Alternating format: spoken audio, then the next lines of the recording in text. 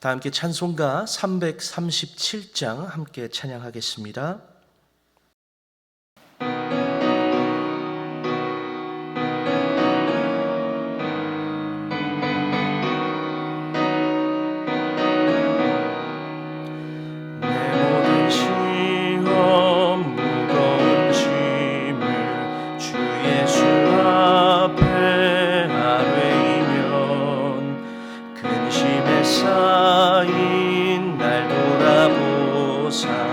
내 근심 모두 맡으시네. 무거운 짐을 나 홀로 지고 견디다 못해 쓰러질 때 불쌍히 여겨 구원해 주리. 은혜의 주님 오직 예수. 내 모든 닥치는 환난 주 예수 앞에 아뢰이면 주께서 친히 날 구해 주사 넓으신 사랑 베푸시네. 무거운 짐을 나 홀로 지고 견디다 못해 쓰러질 때 불쌍히 여겨 구원해 주리. 은혜의 주님 오직 예수. 내 짐이 점점 무거워질 때 주 예수 앞에 아뢰이면 주께서 친히 날 구해 주사 내 대신 짐을 져주시네. 무거운 짐을 나 홀로 지고 견디다 못해 쓰러질 때 불쌍히 여겨 구원해 주리. 은혜의 주님 오직 예수.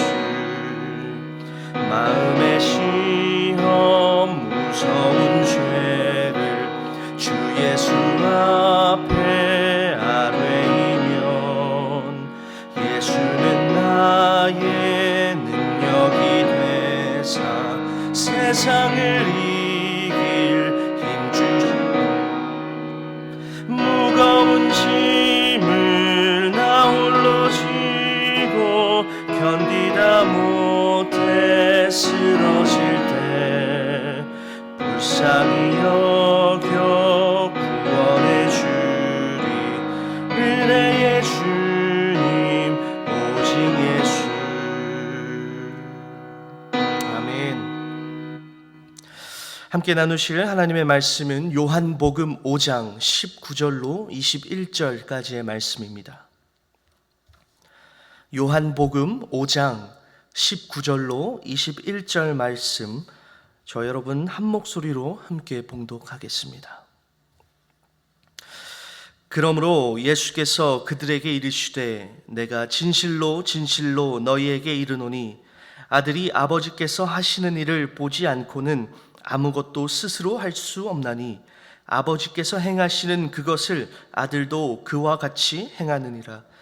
아버지께서 아들을 사랑하사 자기가 행하시는 것을 다 아들에게 보이시고 또 그보다 더 큰 일을 보이사 너희로 놀랍게 여기게 하시리라.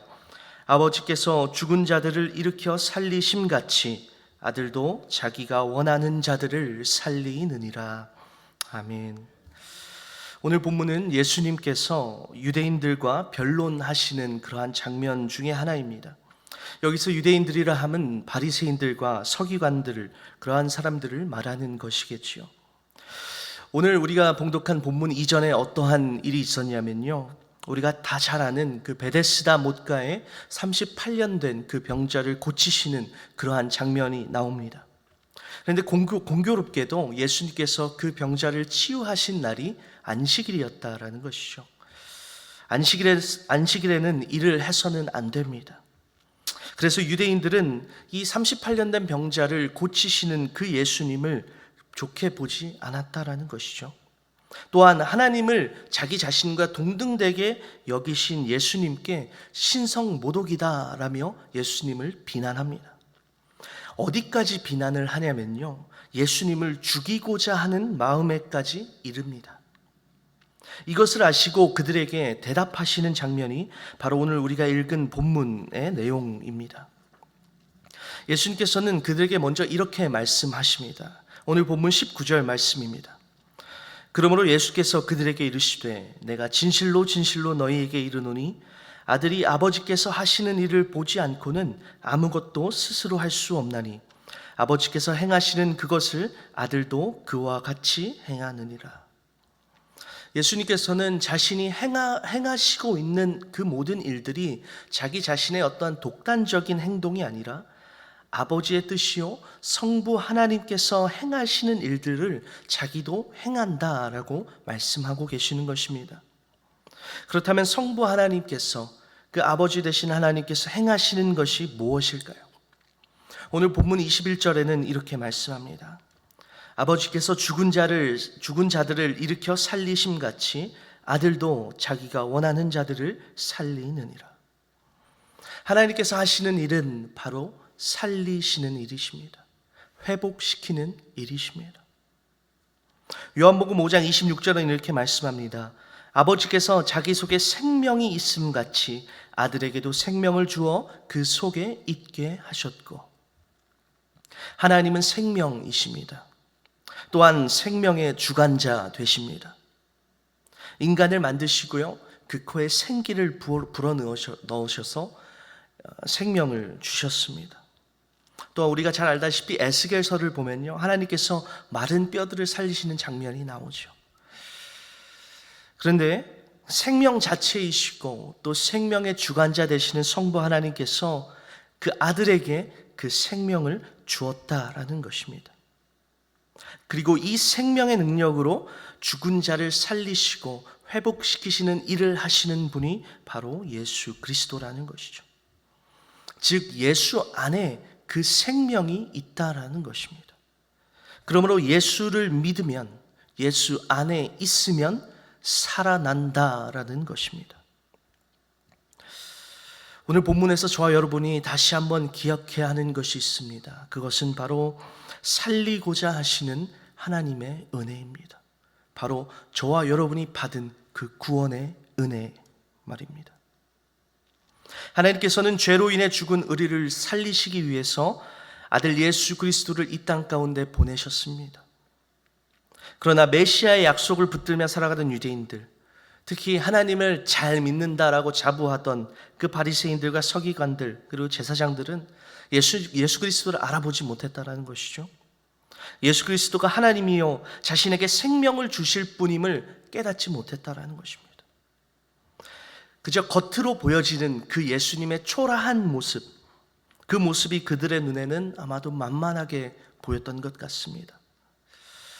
만약 하나님께서 그 시내산의 모세를 만나셨을 때처럼 천둥과 번개와 빽빽한 구름과 불 가운데서 그들 가운데 임하셨더라면 어땠을까요? 그들은 아마 기가 죽어서 아무 말도 하지 못했을 것입니다. 그러나 하나님께서는 인간 예수의 모습으로 우리 가운데 오셨다라는 것이죠.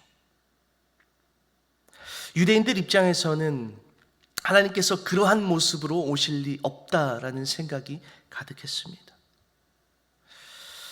그렇다면 하나님께서는 왜 인간 예수 그리스도를 우리 가운데 보내주셨을까요? 그것은 하나님께서 우리를 살리시되 작정하고 살리시겠다라고 하는 하나님의 그 귀한 의지인 것입니다.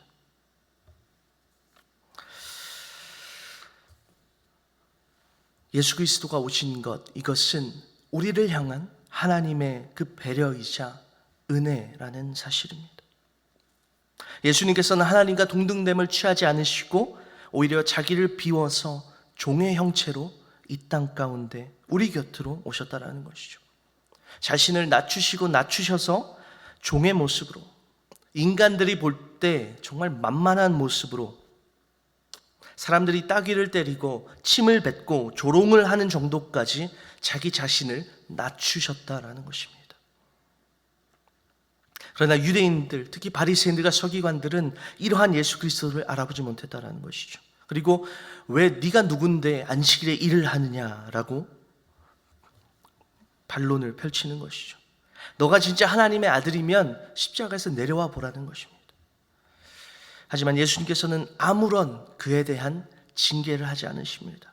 화를 내시거나 심판의 칼을 뽑지도 않으십니다. 그럴 힘이 없으셔서일까요? 아니죠. 예수님께서 자신을 조롱하고 모욕하고 자신을 낮추어 보는 자들에게 그 자리에서 심판하실 수도 있었지만 예수님께서는 그 인간들을 살리시기로 작정하셨기에 그 수많은 사람들의 모욕과 조롱을 당하시면서도 묵묵히 자기에게 맡겨진 그 십자가의 길을 걸어가셨던 것입니다. 우리는 이 작정하고 살리시려는 이 하나님의 은혜를 잊어서는 안 될 것입니다.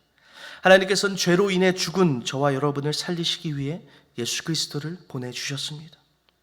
그리고 아들 예수를 그 십자가에서 잔인하게 죽이기까지 우리를 사랑하셨다라는 것이죠. 그러므로 말미암아 우리에게 생명이 주어졌다라는 사실입니다. 우리가 잘 아는 요한복음 3장 16절은 이렇게 말씀합니다. 하나님이 세상을 이처럼 사랑하사 독생자를 주셨으니 이는 그를 믿는 자마다 멸망하지 않고 영생을 얻게 하려 하심이라. 정말 보잘것없는 저와 여러분에게 그 독생자를 주셔서 믿게 하시고 사망에서 생명으로 옮겨주셨다라는 것입니다. 죽을 수밖에 없는 죄인에서 존귀한 하나님의 자녀로 회복시키셨다라는 것입니다. 저와 여러분 모두 이 살리시기로 작정하시는 이 하나님의 은혜, 우리가 받은 구원의 은혜를 날마다 묵상하시면서 그 은혜에 감사하시는 저와 여러분 되시기를 간절히 소망합니다. 또 한 가지 우리가 기억해야 하는 것이 있습니다. 그것은 바로 하나님께서는 우리의 영혼을 살리실 뿐만 아니라 우리 각자의 삶의 그 자리에서도 우리의 삶을 살리시고 회복시키시기를 원하신다라는 사실입니다. 하나님은 우리의 좋은 아버지 되심을 믿습니다. 여러분, 죽을 수밖에 없는 저와 여러분을 살리신 것도 감사한데 하나님께서는 우리 삶에 있는 그 모든 고통과 아픔 그 속에서 저와 여러분의 삶을 회복시키시기를 원하신다라는 것입니다. 성경에 보면요, 하나님께서 죽어가고 고통받는 그분의 자녀들을 그냥 방치하신 적이 한 번도 없습니다. 언제나 하나님께서는 그분의 자녀들에게 회복을 명하십니다.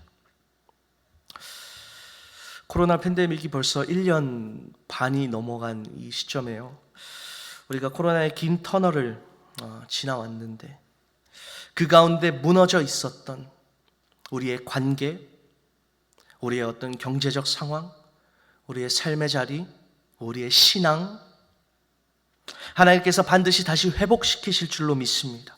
하나님께서 반드시 다시 살리실 줄로 믿습니다. 로마서 8장 32절에는 이렇게 말씀합니다. 자기 아들을 아끼지 아니하시고 우리 모든 사람을 위하여 내주시니가 어찌 그 아들과 함께 모든 것을 우리에게 주시지 아니하겠느냐.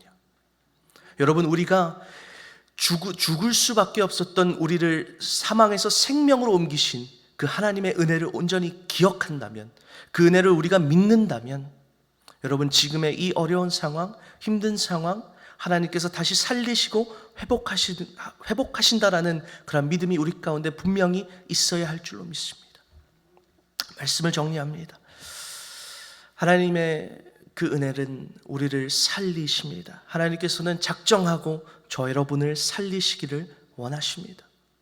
우리의 영혼뿐만 아니라 우리 삶의 모든 자리에서도 하나님께서는 회복을 명하십니다. 삶의 어떠한 자리에, 어떠한 환경에 우리가 있을지라도 저 여러분을 존귀한 하나님의 자녀로 살리시고 회복하신 그 하나님의 은혜를 우리가 기억하면서, 비록 지금 나에 주어진 그 환경이 고통일지라도, 아픔일지라도 그 하나님께서 그 모든 것을 다시 회복시키시고 살리실 것을 우리가 온전히 믿으며 오늘 나에게 주어진 하루를 주 안에서 담대하게 승리하며 나아가실 수 있는 저 여러분 되시기를 간절히 소망합니다. 우리 함께 기도하겠습니다. 사랑의 하나님 감사합니다. 우리가 무엇이 간데 주님께서 그 아들 독생자 예수를 아낌없이 우리에게 주시고 십자가에서 죽으심으로 말미암아 우리를 죄와 사망에서 생명으로 옮겨주시고 우리를 진노의 자녀에서 존귀한 하나님의 자녀로 옮겨주시니 주님 감사합니다. 하나님, 우리를 살리시되 작정하고 살리시고자 하시는 그 하나님의 그 놀라운 은혜를 날마다 우리가 감사함으로 묵상하며 우리가 그 은혜를 날마다 잊지 않고 기억하는 주의 자녀들 될 수 있도록 하나님 은혜를 내려주시옵소서. 하나님, 우리가 처한 상황이 비록 고통일지라도 아픔일지라도 하나님, 우리를 살리시기를 원하시는 그 하나님을 우리가 바라보며 의지하며 나아가기를 소망합니다.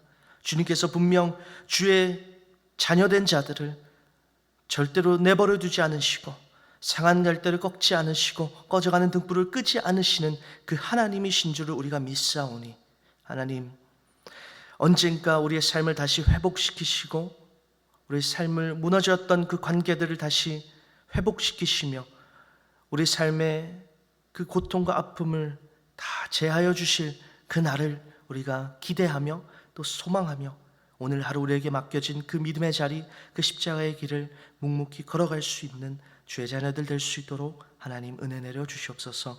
감사드리며 예수님의 이름으로 기도하옵나이다. 아멘. 하늘에 계신 우리 아버지여, 이름이 거룩히 여김을 받으시오며 나라의 임하옵시며 뜻이 하늘에서 이룬 것 같이 땅에서도 이루어지이다. 오늘날 우리에게 일용할 양식을 주옵. 우리가 우리에게 죄 지은 자를 사하여 준 것 같이 우리 죄를 사하여 주옵시고 우리를 시험에 들게 하지 마옵시고 다만 악에서 구하옵소서. 대개 나라와 권세와 영광이 아버지께 영원히 있사옵나이다. 아멘.